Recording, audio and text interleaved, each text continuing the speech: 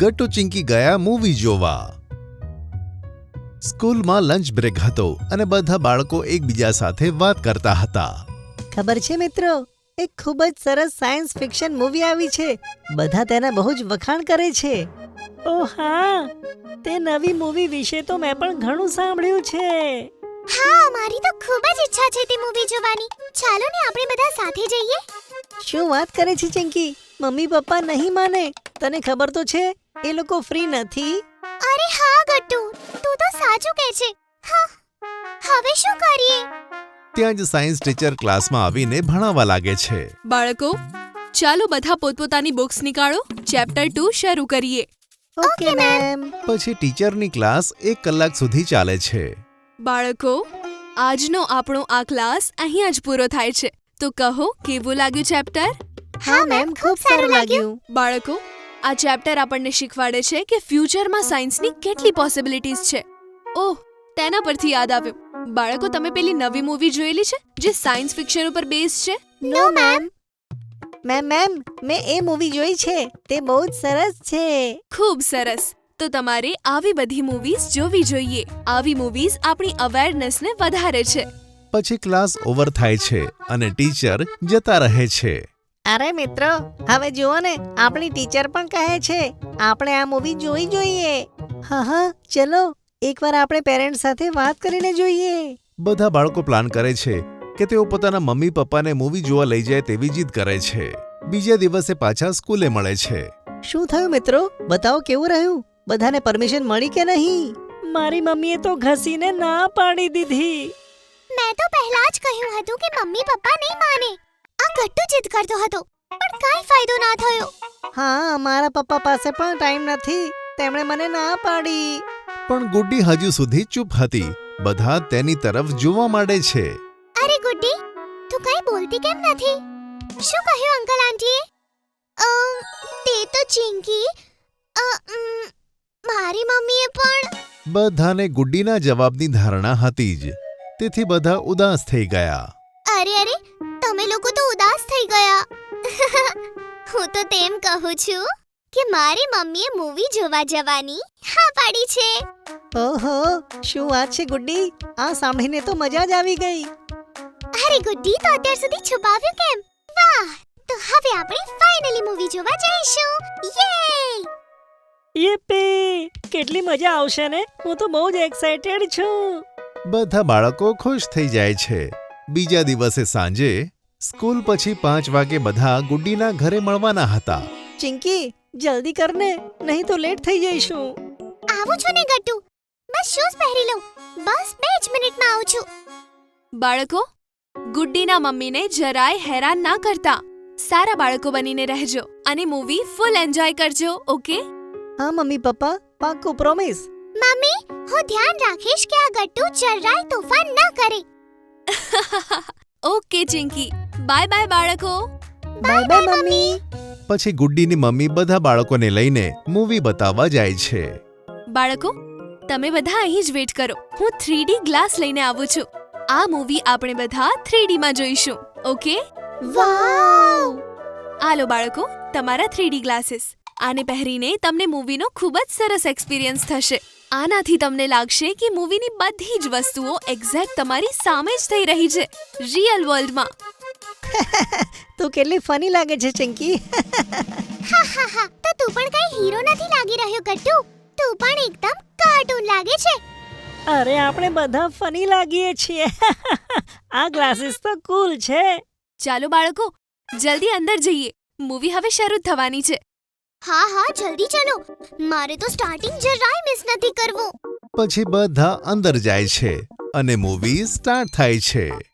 ઓહ, આ સીન તો મેં ઘણી બધી વાયરલ વિડીયોઝમાં જોયું છે.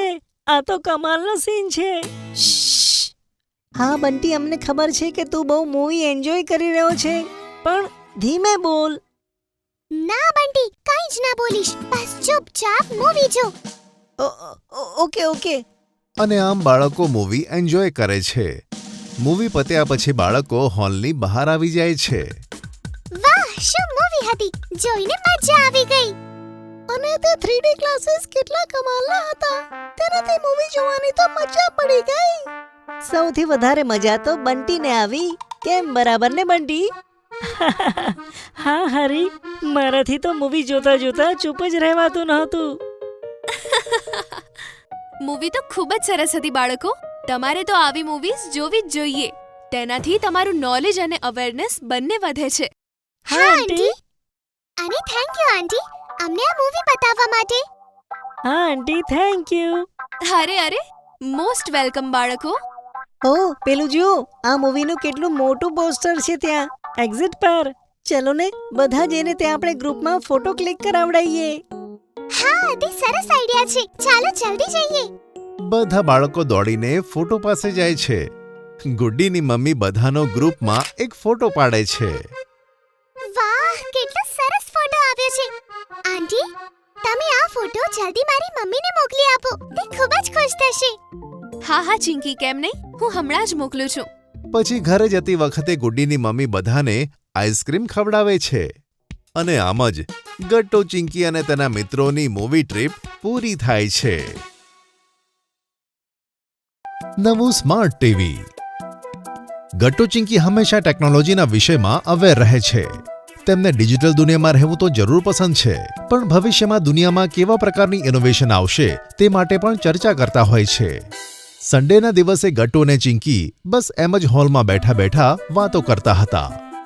ચિંકી, તને ખબર છે જાપાનના એક સાયન્ટિસ્ટે કીધું છે કે આવનારા સમયમાં કાર રસ્તા પર નહીં પણ આકાશમાં ઉડશે અને બધા પાસે એક ઉડવાવાળી કાર હશે. વાવ કેટલી મજા આવશે ને. ઇન્ડિયામાં પણ ઉડવાવાળી કાર આવી જશે. સ્માર્ટ ઇન્ડિયા થઈ જશે.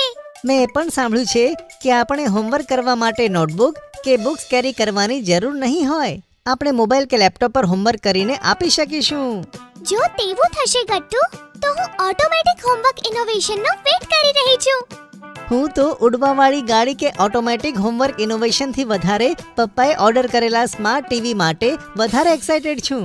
પપ્પાએ ઓર્ડર તો આપ્યો પણ ટીવી હજુ નથી આવ્યું. ગટ્ટુ મમ્મીને બોલાવવા માટે જોરથી બૂમ પાડીને કહે છે.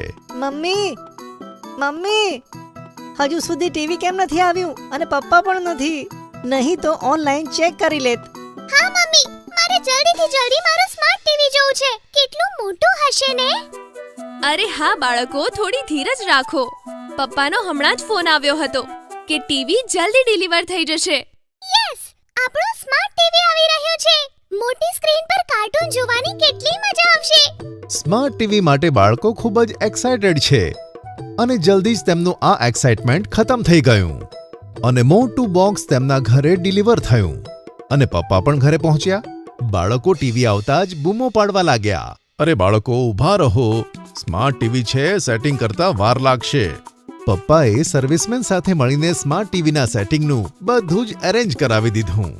જેવું જ સ્માર્ટ ટીવીનું સેટિંગ ખતમ થયું, ગટ્ટુ અને ચિંકી તરત જ પોતાનું ફેવરેટ કાર્ટૂન જોવા બેસી ગયા. ક્લેરિટી કેટલી સારી છે. થેન્ક યુ સો મચ પપ્પા સ્માર્ટ ટીવી માટે. હવે અમે પણ સ્માર્ટ થઈ ગયા. ગટ્ટુ, ચિંકી, તમે સ્માર્ટ ટીવી જુઓ, ત્યાં સુધી હું તેનું મેન્યુઅલ વાંચી લઉં છું અને તેના બધા ફીચર સમજી લઉં છું. ગટ્ટુ અને ચિંકી કાર્ટૂન જોવામાં મશગુલ થઈ ગયા. તેમની નજરો ટીવી પરથી હટતી જ ન હતી. બ્રેક પછી ગટ્ટુ અને ચિંકીનો કાર્ટૂન શો ફરીથી ચાલવા લાગ્યો. એક શો ખતમ થયો અને ગટ્ટુએ ચેનલ બદલીને બીજો શો લગાવ્યો, જેમાં ફરી એકવાર ગટ્ટુ અને ચિંકી ખોવાઈ ગયા. નવું સ્માર્ટ ટીવી આવવાથી બાળકો જાણે ટીવીને ચોંટી જ ગયા હતા. તેમની નજર ટીવી પરથી હટતી જ ન હતી. ગટ્ટુ, ચિંકી, અહીંયા આવો, દૂધ પી લો જલ્દી. જ્યારથી ટીવી આવ્યું છે ત્યારથી ટીવી જ જુઓ છો. આજે દૂધ નથી પીવું મમ્મી, પ્લીઝ કાર્ટૂન જોવા દો ને. મમ્મી, નવી સ્ક્રીન પર કાર્ટૂન જોવાની મજા આવી રહી છે. ગટ્ટુ, ચિંકી, બહુ થઈ ગયું. અહીંયા આવી જાઓ. આટલું બધું ટીવી જોવું સારી વાત નથી અને સ્માર્ટ ટીવી આપણા જ ઘરે રહેવાનું છે. તમે અત્યારે દૂધ પીને બહાર જાઓ. બહાર જઈને થોડુંક રમો, પછી હોમવર્ક પૂરું કરજો. ઠીક છે? ગટ્ટુ અને ચિંકીએ મમ્મીની વાત માની. ટીવીની સ્વિચ બંધ કરી અને મમ્મીએ બંનેને દૂધનો ગ્લાસ આપ્યો.